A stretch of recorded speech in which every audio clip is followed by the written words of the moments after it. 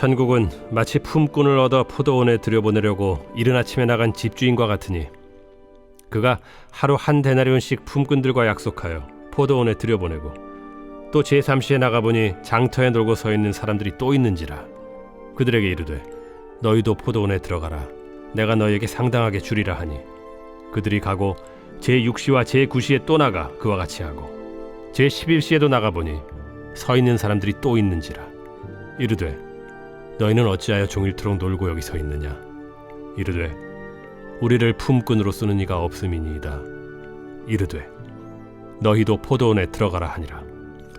저물매 포도원 주인이 청지기에게 이르되 품꾼들을 불러 나중 온 자로부터 시작하여 먼저 온 자까지 삭을 주라 하니 제11시에 온 자들이 와서 한 데나리온씩을 받거늘 먼저 온 자들이 와서 더 받을 줄 알았더니 그들도 한 데나리온씩 받은지라. 받은 후 집주인을 원망하여 이르되 나중 온 이 사람들은 1시간밖에 일하지 아니하였거늘 그들을 종일 수고하며 더위를 견딘 우리와 같게 하였나이다. 주인이 그 중에 한 사람에게 대답하여 이르되 친구여 내가 네게 잘못한 것이 없노라. 네가 나와 한 데나리온의 약속을 하지 아니하였느냐.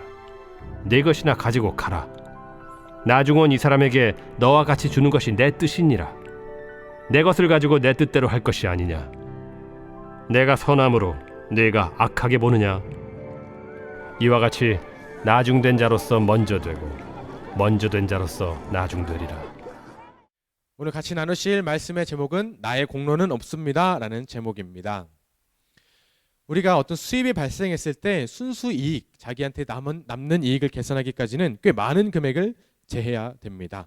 그 중에서는 전기세도 있고요, 가스비, 각종 공과금을 다 제해야 됩니다.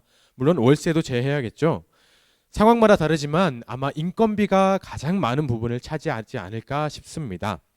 이익을 남겨야 되는 입장에서는 이 인건비를 절대 무시할 수가 없을 만큼 아주 많은 부분을 차지합니다. 오늘 본문에는 포도원을 운영하는 주인이 등장하는데요. 자세히 보면 이 주인이 하는 행동이 조금 이상합니다. 인건비는 안중에 없는 것 같고요. 오히려 다른 것에 마음이 있는 것 같이 보입니다. 그 주인이 갖고 있는 포도원이 얼마나 큰지, 그날 아침에 인력시장에는 얼마나 많은 품꾼들이 이를 기다리고 있었는지는 잘 모르겠습니다. 그런데도 그 주인은 하루에도 몇 번씩이나 그 인력시장에 손수 나가서 일감을 기다리는 품꾼들을 전부 다 자기 포도원으로 데리고 옵니다. 이른 아침부터 시작해서 제3시, 제6시, 제9시, 마지막 제11시까지 하루에도 몇 번씩이나 나가서 일꾼들을 데리고 오죠. 그리고 그날 하루가 모두 끝났습니다. 모두 끝났으니 이제 임금을 받아야겠죠. 모든 사람에게 똑같이 한 데나리온씩을 임금을 줬습니다. 물론 그 주인은 오늘 일감에 대해서 임금은 한 데나리온이다 라는 것을 약속을 미리 했습니다. 품꾼들이 늦게 왔든지 일찍 왔든지 전혀 상관하지 않습니다. 모두가 똑같이 한 데나리온씩을 받았습니다. 그러자 아니나 다를까 여기저기서 불만이 터져 나왔습니다. 저 사람은 나보다 늦게 왔는데 왜 나랑 똑같은 임금을 받습니까? 라면서 이것은 불공평합니다. 있을 수 없는 일입니다. 라면서 주인에게 항의를 하기 시작합니다. 그런데 그날 아침만 생각해봐도 그 사람들을 불러주는 주인, 나를 불러주는 그 사람이 없었다면, 그 주인이 나를 불러주지 않았더라면 아마 그 품꾼을 오늘 하루도 굶어야 했을지도 모르겠습니다.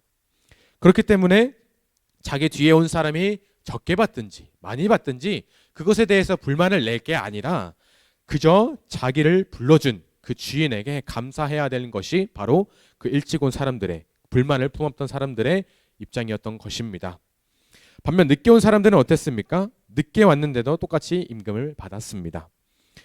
그 사람들은 주인이 베풀어준 은혜에 감격했습니다. 또 감사할 줄 알았습니다. 일할 수 있도록, 오늘 하루 일할 수 있도록 불러준 것도 너무나 감사한데, 그래서 오늘 하루를 굶지 않고 힘차게 일을 해서 자기도 먹고 가족들도 먹을 수 있게 해주신 그 은혜에 감격할 줄 알았습니다.